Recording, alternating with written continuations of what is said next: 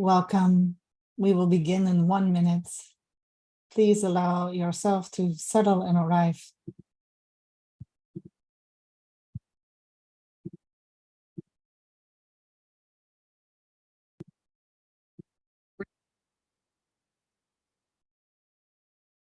Welcome, Baruchim Habaim. I am Rabbi Chasya Uriel Steinbauer, the founder and director of the Institute for Holiness, Kehilat Mussar Mindfulness, located in the Galil in Israel, in the north. It is now 11 p.m. here, Motzei Shabbat, after Shabbat, on Saturday, October 21st. And it is the 6th of Heshvan. Welcome to the month of Heshvan. We no longer call Mar Heshvan, bitter, missing Heshvan, because we celebrate, right, the festival of Eid from our people from Ethiopia.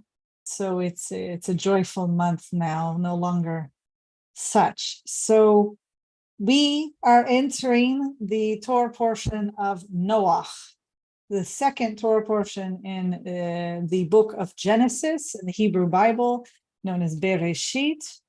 And hopefully you've joined us for the first segment of the Hebrew year 5784, Tafshin Pei Dalid. I'm delighted to have you here. So, as you know, and if you don't know, you will, we are in the middle of a war from a genocide that happened to our people here in Israel on October 7th. This journey of coming to practice and learn Mussar mindfulness together, of looking at the weekly Torah portion, which we do in Awakening, it is this year being done with the intention, the kavanah, to take refuge in community together through our grief and loss, and developing and cultivating the skills of mindfulness, of compassion, rachamim, self-compassion and learning, so that we can be on this path and journey towards what some might label as recovery. Now, the term recovery is commonly used to summarize a healthy response to losses, which every person has sooner or later in their life. It has a few limitations to keep in mind. So the first is recovery has a very Western connotation of kind of finishing up what has happened in one's life and moving on to other matters, right? And in our culture, in the Jewish culture, particularly in Israel, but among Am Yisrael, the people of Israel, recovery really is dishonoring those who have passed, who have been murdered, and worse. And so it's not the same connotation as in Western society. It also implies that grieving is a departure, right, from some healthy previous baseline, which you should know as part of the Jewish people for thousands and thousands of years. We have great generational and collective trauma that has been passed down, in addition to resilience. So it's not as if we have some healthier baseline that we go to, right? And as if this new loss and grief, after going through this recovery, as if we'll return to that healthy baseline. We're always changing and developing. We are living among impermanence, and so we won't even head back to where we were prior to October 7th. There's our life before October 7th, obviously. There has been a feeling of great exile. And there's our life after. But grieving and all that comes with us can, in fact, bring us to a healthier, even maybe a better baseline. And finally, recovery really implies like a fixed end. When in fact, all the brain-based and trauma and loss research shows that loss and grief really indicate an ongoing process of meaning making, reflection, growth, There'll be setbacks, integration, being on this path together. So that's how I'll begin with the concept of grieving. Or recovery. So before we begin, as we always do, we cover our kavanot, our intentions for today's practice. I'm going to share screen for those of you who have vision and can see. I will also read it for those of you who are joining us by audio or who may not have vision. So this practice together is really a form of radical self-care. And we're doing it to strengthen our own soul, because we're always aware of our holy triangle, right? Which is the care for the self, care for others, and benefiting others in our relationship with the divine, with God. So we're doing it to strengthen our own soul, to be a benefit to others, to bring God's good to others, to be in relationship with God. And this year, especially because of our grief and loss, we are strengthening our own souls to be a benefit to ourselves, to care for ourselves, to be a conduit of God's good to ourselves. This is really a moment of and an ongoing path for us to really do this radical self-care, which is so needed in our practice, in order to be able to be fully present with those we love best, to care for our families who are in mourning, to care for our communities which are in mourning. These are difficult times. And I'm on this path with you. We take refuge together here, the Institute for Holiness and our community, taking refuge in the teachings, in God and the wisdom of these ancient traditions of Judaism, of Mussar, and of mindfulness from the Dharma, from Theravada Buddhism. So welcome. So what happens in Noach? As you know, I always give you a summary of what happens in this Torah portion in case you didn't get a chance to read it or learn from it. Jump in and change your life from studying Torah. It's quite a gift. And then we delve into what is it that I think, especially this year, since our theme is of grief and loss and practicing together, what is it that we can take from this to really apply and practice? And then we'll jump into actually some practice of mindfulness meditation practice. So Noach, all right. So before I even jump into Noach, what just happened in Bereshit? We, the human being, was created in the image and likeness of the divine. And not only is that a miracle and amazing and should wow you every single day, it's amazing that God let us know that knowledge, that God gave us that knowledge. God could have not let us know that knowledge. We could just be walking around, living our lives as mammals, trying to live out our lives, right? Without the awareness that we were created by someone who loves us in their image and likeness, right? That's very profound. So that means each and every one of us have a divine spark within. Now, this is going to be a painful Torah portion because it's really going to touch upon what's happening right now and what has happened in the genocide on October 7th and continues because our people have been kidnapped and are captives in Gaza. In Noach, all creatures become corrupt with violence, with a total disregard for that each and every one of us have the divine spark within. There was an actual attempt, subconscious, to knock out the divine spark within. To not acknowledge and see that each and every one of us is created in the image and likeness.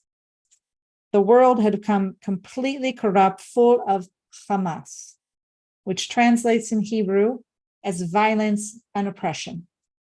It is not the same Hamas that we're dealing with as terrorists in Gaza among the Palestinian people. God decides to destroy the world because it's a consequence. It's not as if God punishes the people and there's no reason, okay? Because of their corruption, their violence, and their oppression, they have removed the purpose of creation. They have removed the divine spark within and even murdered and spilled blood of other people, removing it from them. By murdering and behaving that way, you remove the spark of yourself. Slowly over time, it deteriorates and moves away, which is some of what I think is going on even today. So God decides to destroy the world because the people have already destroyed the world through their behavior. Commands Noach to build a teva. Noach is told to get himself and his family, 2 of every non-kosher animal, 14 of every kosher animal into the teva, into the ark. It rains for 40 days and 40 nights, creating a flood that destroys everything. There are amazing flood stories that come out of Mesopotamia that are similar and have the differences, but this is something really deep in the primordial ancient history of our people and of humanity, okay?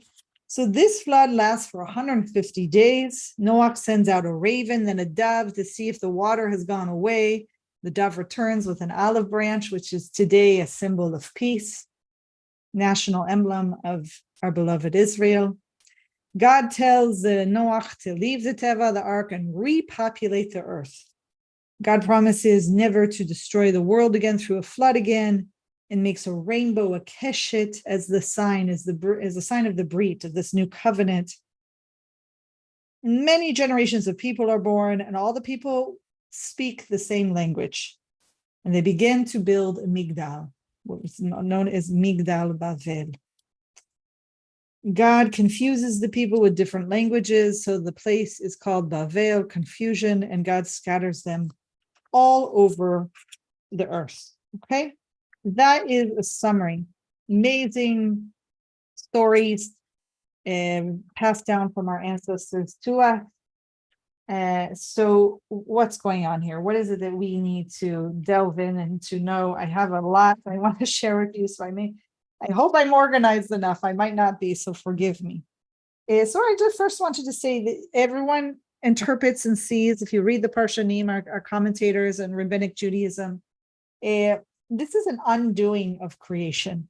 Okay, what they see that obviously the flood is an undoing of creation, but even the violence and corruption, the Hamas that the human beings have and did engage in, right, is an undoing of creation, right? And it's an undoing of the divine spark within. And so you can imagine, let's just imagine, this is always a good practice to do, is a contemplation. It's just like a mother, right? Here's God creating a Adam Rishon, Chava, first babies, first creations with the divine spark within. And just like a mother who is pulled up, the baby coming out of her that she's helped birth with God's help, and the umbilical cord still attached, she's holding the baby. It's pure, it's beautiful, it has a divine spark within, it's everything that is amazing and unbelievable about creation in that moment, right? 13 years later, maybe 12, that mother, just like God, is a mother to a teenager, right? And all of a sudden, that feeling and that understanding that this is pure, that this is perfect, this is everything, gets totally challenged. Doors are slammed, there's yelling, there's push for independence, push-pull, that whole dance, right? And so you can imagine God's the same way. God's created this Adam Rishon thinking this is this beautiful thing. They end up hiding from God. They go out into the world with their children. Their first, one of their sons commits the first murder recorded in human history in our Hebrew Bible, in the Torah. And so God's witnessing this. The blood is spilled. The ground is crying out. from this blood, having to swallow this blood, horrible, right? And he runs away. Cain runs away from responsibility for murdering Hevel, his brother, says the famous answering a question with a question, am I my brother's keeper? This all happens in Bereshit. God horrified. And then there's just more, 10 generations of violence, of oppression, building from individual acts to all of the earth, all of God's creatures. And there's basically an undermining of the moral basis of society. And this corruption, which is really a form of self-destruction, it's really a stamping out of God. So let's go to some of these sources so I can share with you what I want to touch on. Let's see if I can find this one. 62. So murder, right? Murder in the Torah is the supreme and capital crime because the dignity, sanctity, and the inviolability of human life are all derived from the fact that every human being bears the stamp of the divine maker. This is coming from the JPS Torah commentary and Genesis on page 62. So in the Torah, the murderer may be put to death for this act because there's nothing like it. It's a horrifying moment, right? When the earth itself has to swallow the blood of that which has been murdered. And it's like as we said, it's an undoing of creation, right? There's great corruption that has happened. And so God is witness to this. I'm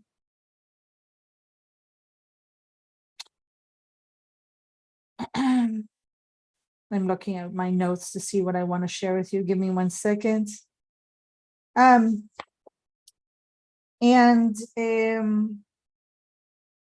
see here.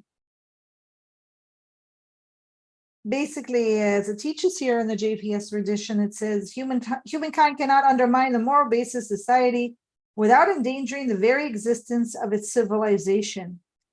In fact, through its corruption, society sets in motion the process of an inevitable self-destruction. So I want us to realize that this is what happens and is the cause and the consequence of before even God sets into motion the flood. And this is what's happening today in this world. It's been going on. There's been other genocides, Rwanda, others, violence across the world, as we know, and more intolerance, hardly a lack of compassion. Of course, it's not black and white. There are people who are always practicing and doing the work and bringing the light and the good. But this really has shaken the foundation of our people, as you're aware. This genocide on October 7th, coming into our land and committing the acts that are ISIS material, our Nazi material, what we experienced in the Shoah and the Holocaust is an undoing. It's such corruption and violence. It's really a crime against the Jewish people, but it's a crime against humanity. It's a crime against God. It is someone coming and not recognizing the divine spark within, not recognizing it, we're created in the image and the likeness, not living with it and celebrating it, not recognizing it in themselves, and then trying to stamp it out, right? It's almost like trying to stamp out the reminder that they actually are responsible and are responsible to God and to other, that you don't behave this way, and that they were murdering God, attempting to murder God in that moment, just like the Nazis. Okay, so we're dealing with great corruption. And this is painful. This is part of our grief and loss. So what happens? We are introduced to Noach. He is considered a man who is righteous in his generation. That's how it's worded. He's considered Sadiq, a righteous person, someone in the right, Tamim, which is blameless, no blemishless, if I can make that into a word, is seen as someone who's righteous, ish tzaddik b'doroto, in his generation. And the commentators have lots to say about this, okay? Because people we're used to in our tradition, just like academics, trying to find what's wrong with people or have some type of critique. So there's lots of commentary on, okay, what does this mean that he must not have been that righteous, right? Is one commentary. For it to tell us he was righteous for his generation. So if he had been born in another generation, he wouldn't have been righteous. Or had he been born in Abraham's generation, then he wouldn't have been righteous. Abraham would have been, right? And then there are those who say, actually, he's even more righteous because it was so corrupt, right? So corrupt that for him to be able to be righteous among those who were so corrupt and evil around him, he must have been really quite a person, right? So what does this mean to us as a model today? And I'm even going to share a story with you before I jump into what this means. So there's a Yiddish story, right? It handed down to us, because we have lots of wonderful stories handed down to us by our ancestors, where it's called, let me pull this text, it's called the Sadiq Impet. So that's Yiddish for a holy man and a fur coat. So why is Noach compared to a holy man in a fur coat, right? He builds this ark, he follows God's directions, he follows God's commandment to a T, builds the ark exactly as is, gets his family on it, gets all the animals he's commanded to it, and moves on, okay? How many of us live out God's commands to the T like that? That in and of itself, I think, is praiseworthy. Goes on to say, in a cold room where there are two ways to warm oneself, one is to build a fire, and then everyone in the room warms up. The other is to put on a fur coat. Then the wearer of the fur coat is warm, but everyone else stays cold. Noach was wrapped up in the warmth of his own righteousness, but was not really worried about the cold of others. But through the story, Noach changed. And during his journey in the ark, Noach learned to care for others. He had to look after all the thousands of animals. He had to take off his fur coat and get to work. So this is coming from Genesis, the Book of 70 Faces, a guide for the family by Esther Taka. It's on page 52. She brings us this wonderful story handed on to us.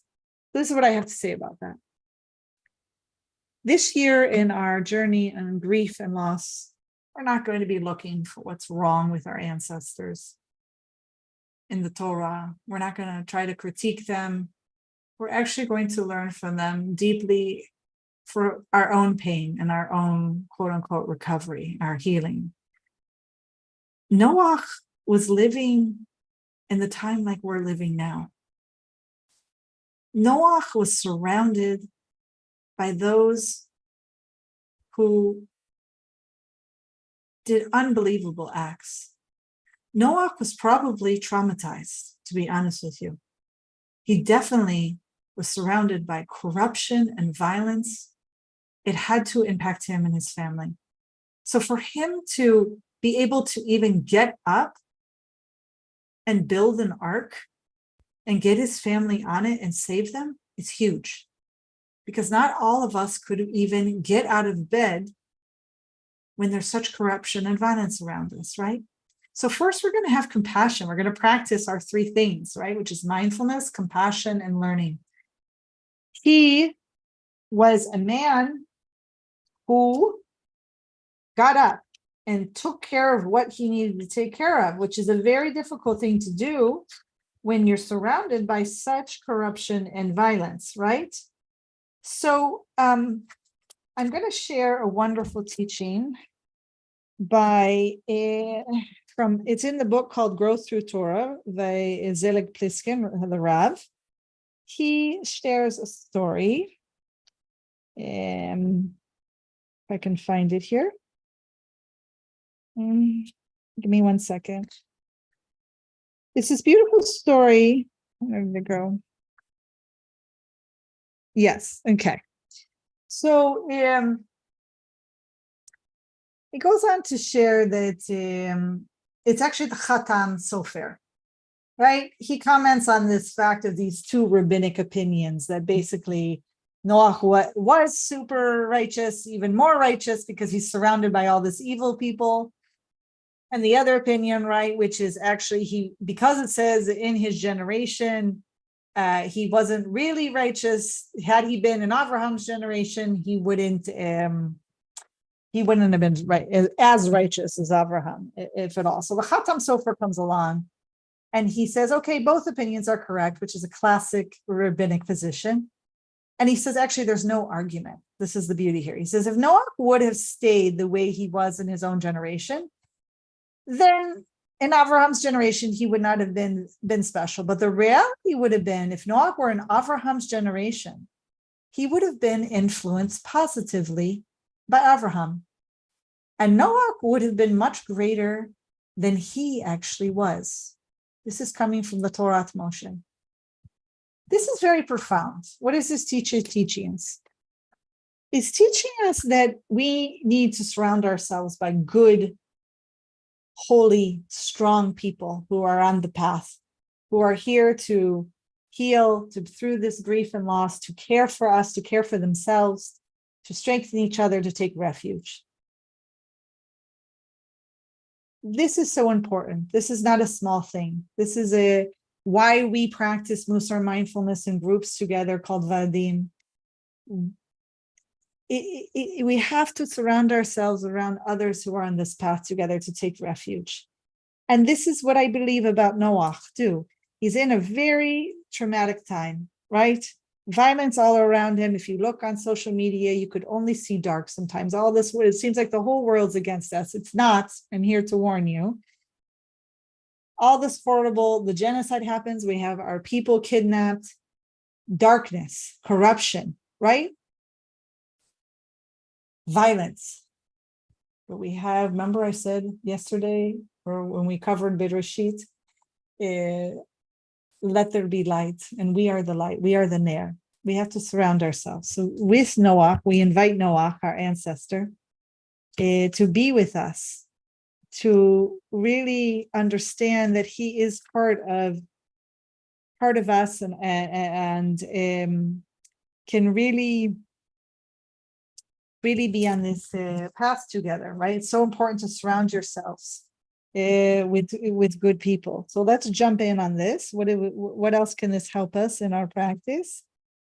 So when he builds this ark, it's really a matrix of a new creation.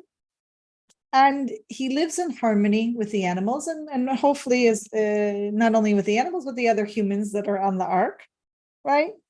And what's so key about this is he must fashion the instrument of his own salvation. He must do 7 times the verb asa, ayin, sin, hey, over and over again. He is a doer, right? Hu oseh. He's doing with his hands. That's his practice. His practice is to build this teva. Could you imagine all this violence and corruption happening? God says, go and build that teva. He gets up and he builds the teva. He's out there doing his practice. That's his zafu. That's his cushion. Doing it very mindfully. Okay. Not even probably sure exactly what it is that God's going to do with him and that teva. So he is really fashioning, and that's us. We are here, we are practicing together, developing our mindfulness, our compassion and learning on this path, right? Through our grief and loss, we are fashioning our own instruments of salvation. And when God remembers him through the teva, right? God's remembering that liskor is not just a mental exercise. In Judaism and the Torah, liskor means to focus on the object of memory that results in an action. So we must remember each other and continue to practice and heal ourselves and each other constantly, right? This is it. So I want you to remember that we're also very human, like Noah. We're going to make mistakes along the way. We're not going to practice perfectly all the time. We're going to have setbacks, especially on this journey of what we might call recovery. It's very important that we be very gentle with ourselves and practice self-compassion. So what does this mean? When Noah gets off the teva, off the ark, what does he do? What's the first thing he does? I'm trying to pull up my notes here. He gets off and he offers sacrifice. That means killing animals as an olah, as an offering to God. And in this offering, most likely is an offering of thanksgiving to God for saving his family and these animals from the flood. In Judaism, we call this blessing Birkat HaGomel, right? It's really thanking God from saving us from danger. And so today, and every time we are up at the Torah, whether it's on Sunday, Monday or Thursday, and on Shabbat, go up and bench Birkat HaGomel.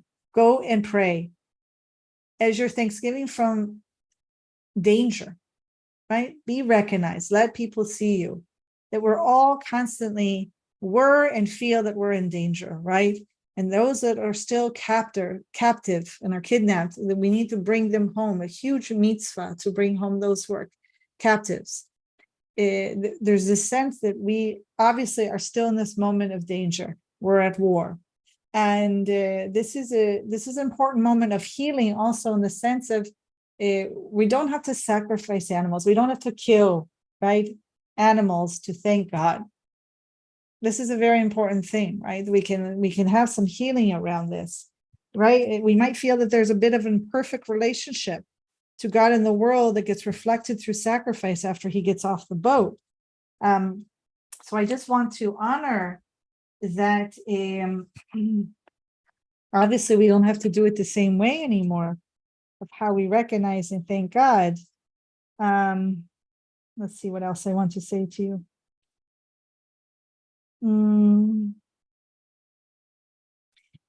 So, GPS here recognizes that the offering here might have also been to be have the function of the world's just been purged of its evil, and the sacrifice symbolizes the restoration of harmony between God and humanity.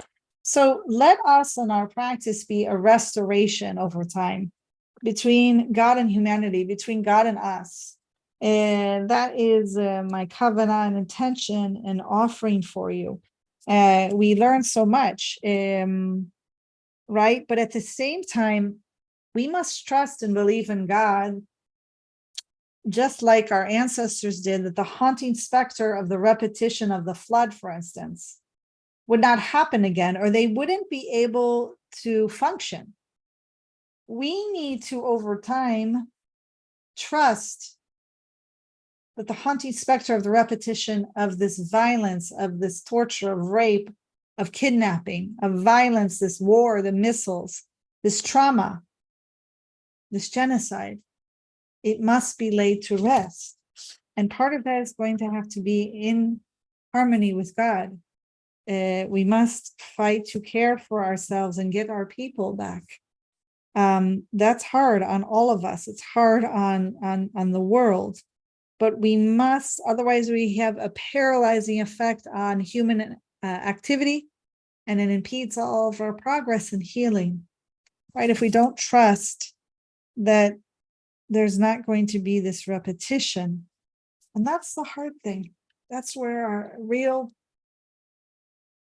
humanity comes in, because to be an Israeli citizen, be Israel, is to know since the founding of this country, there's always been the fear and specter of this violence repeating. And it has over and over again in different forms. And we can't deny that. We have to hold it and be there. And so sometimes if you feel estranged from God, I can understand it. I can understand you.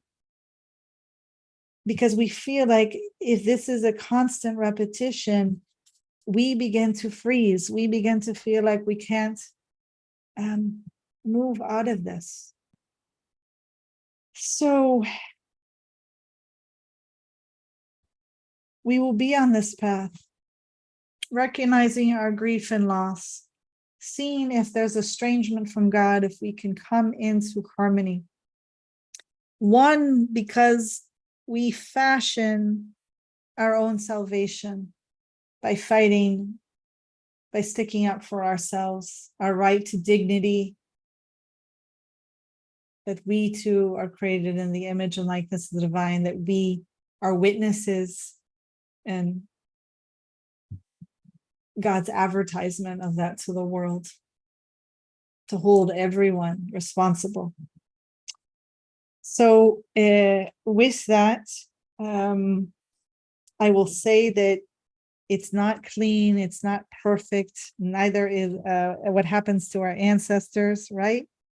In the Torah, it's never going to be without blemish, but we attempt to really have a moral basis of our society, that we practice and live with integrity. You know, even when you think that the world has gotten so bad and that maybe the human being is evil and cannot be saved, you have to remember the words of the Torah when we have here in chapter 8, verse 21, where God, after receiving the olah, the offering from Noach, of the animal who was killed, Hashem says, never again will I doom the earth because of the human being, because of man. Since the devising of the human mind are evil from his youth. Okay? His youth. What does that mean? We live in a society where some people think people are evil from the time that they are born. There's a whole theology and another religion based on that. We would never say that. Not from birth, not from conception. How could something be evil when it was created in the image and likeness of the divine, when it was made with a divine spark, when it was made from the breath, the neshama, into Adam Rishon? It can't be. It can't be evil from conception or birth, or basically you're saying God is evil. We would never say that God is evil. So remember that with practice, with this path, right, with the rule of law, with taking refuge and community here together, we can begin to correct this, begin to address the grief and loss, begin to fill the world with light and recognize our shared humanity. You know, someone can come and try to harm you, but they can't take away, right, your choice, how you're going to respond. So even when you come to your darkest moments and setbacks, know that you're here in community and that we're on the path together. And we have so much amazing teachings and ancestors that teach us how to be in harmony with God, and so many examples not to be in harmony with God, right? And so we do this dance. We will not become estranged, even if we feel that. And it's valid, right? It's really valid to honor everything that's going to come up through this. So the birth of Avram coming up, 10 more generations, right? We have to, from Adam Rishon to Noach, we had 10 generations. From Noach to Avram, we have another 10. He really, this birth of Avram constitutes a turning point in human history. And we will address that next week. B'ezrat Hashem, God willing. Next week's Torah portion is Lech Lecha. And I ask that you study it and join me. We're going to move into our mindfulness meditation practice together now in order to cultivate these skills of mindfulness, of compassion, and learning together. So please assume whatever posture you need to practice, whether it's seated, walking, standing, or lying down. I advise, if you are new to meditation, to sit with me. It can be in a chair, it can be on the ground. If you have a meditation cushion, go ahead. I'm going to sit in a chair and really ground my feet. Want to feel held by the earth. This is very important, especially in the middle of trauma. Be held, to know that you're here, feel your seat bones, really embodied practice. Look around you, know that you are safe. B'ezrat Hashem, God willing, you are. You're right here and right now in this moment. You're going to listen to my instruction. You're going to try to root your presence, your stillness in the present moment, in the breath, the full body breathing. So if you feel safe and comfortable and you have vision, I invite you to close your eyes. Otherwise, just lower your gaze. This is about your comfort level, where you are, where you will feel safest to work on this, right? To practice together. So we'll begin with a deep inhalation and exhalation. Another inhalation, breathing, bringing in light. An exhalation, giving light. Inhalation, let there be light. An exhalation, let there be light. We're going to engage experimentally with each other. When we feel that we're really engaging in how difficult this is for us, how overwhelming, to really realize that we're not going to be invaded by it or hijacked or flooded by it. If we are there, then we're not ready to sit with this. Right? There's what some practitioners and teachers call that sweet spot, what trauma specialist Peter Levine says, something appropriate, right? To be like a pendulum, sort of swinging into the intensity and discomfort of the event and what's happened to us, to swinging back out, to give ourselves breath, to stabilize, to recenter, to integrate maybe what we're learning along the path. All the while, right, is this rhythm that has to be appropriate to you, this radical self-care. You have to know when enough is enough. It's a very natural way of doing this. I will gently be encouraging certain things as we move into compassion. And it's always okay for you to exercise agency. You're allowed to engage in skillful effort, encouraging certain experiences, seeing what happens for you, seeing what we can learn together.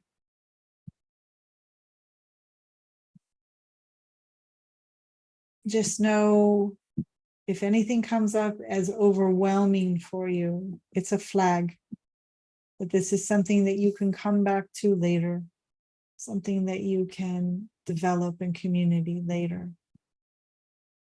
Really just being here right now. Inhalation, let there be light. Exhalation, let there be light.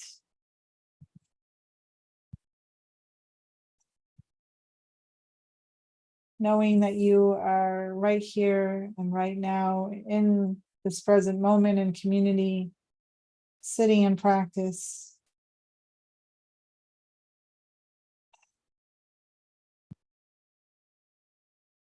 We are strengthening and activating our parasympathetic nervous system. This breathing, this deep breathing and exhaling. This relaxation.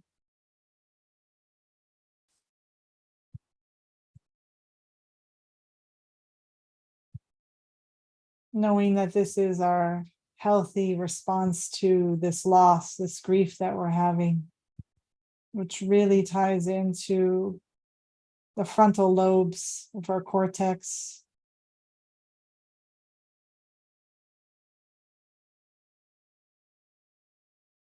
really practicing self-care, giving instructions to ourselves, bringing intention.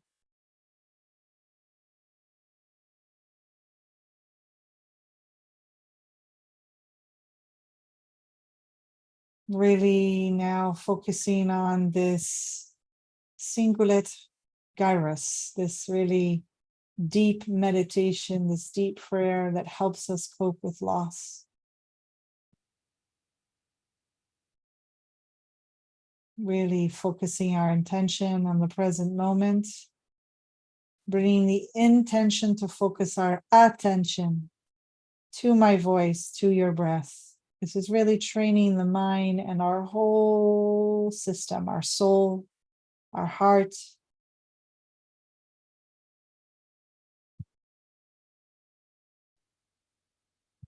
Linking our thinking and our feeling.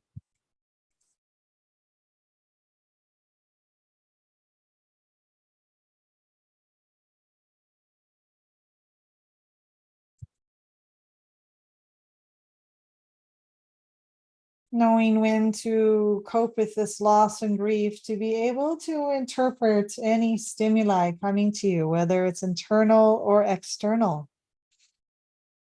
This is really practicing around what we call our amygdala, right? Two of them on each side of the brain. We are able to label quietly to ourselves, this is unpleasant,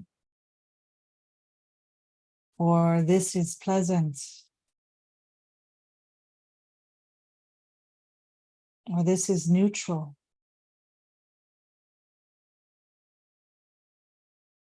Knowing that it is healthy and good to know and to label.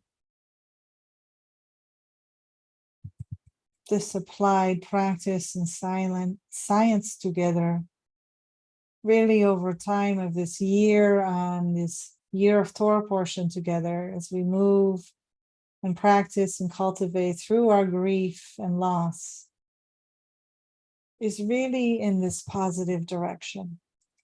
One, in a context of spaciousness, being so kind and gentle to yourself and to others.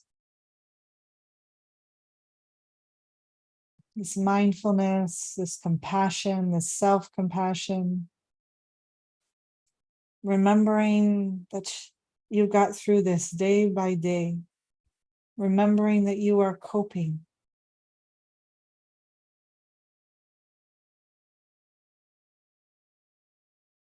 Acknowledging the good qualities in yourself that helped you with this experience.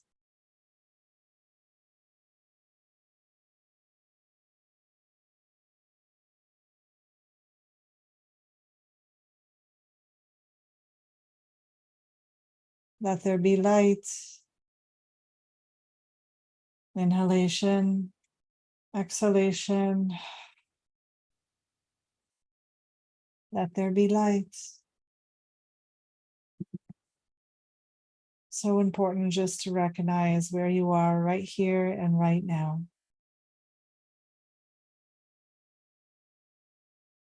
Repeating after me, may I be safe.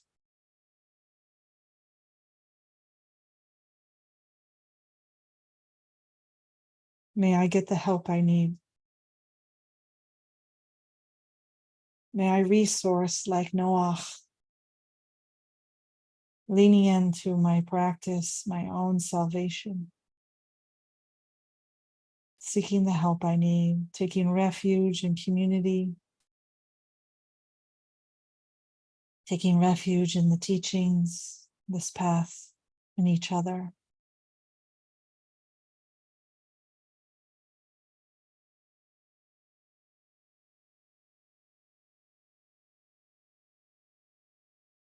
May those who have been kidnapped and are captives, may they be safe. May they be out of harm's way. May God protect them.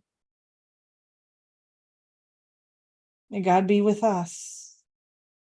Help us through this one day at a time.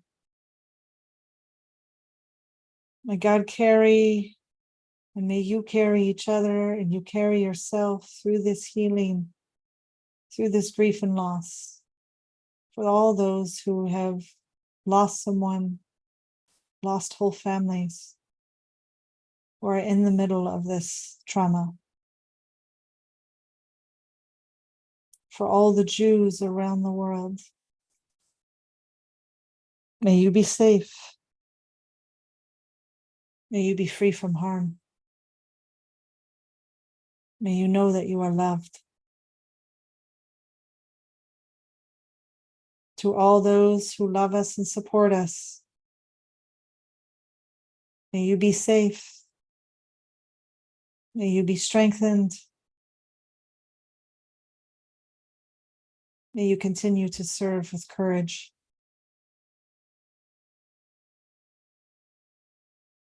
Allowing yourself a deep bow to your practice, to God, to Hashem. If your eyes are closed, you may gently begin to open them.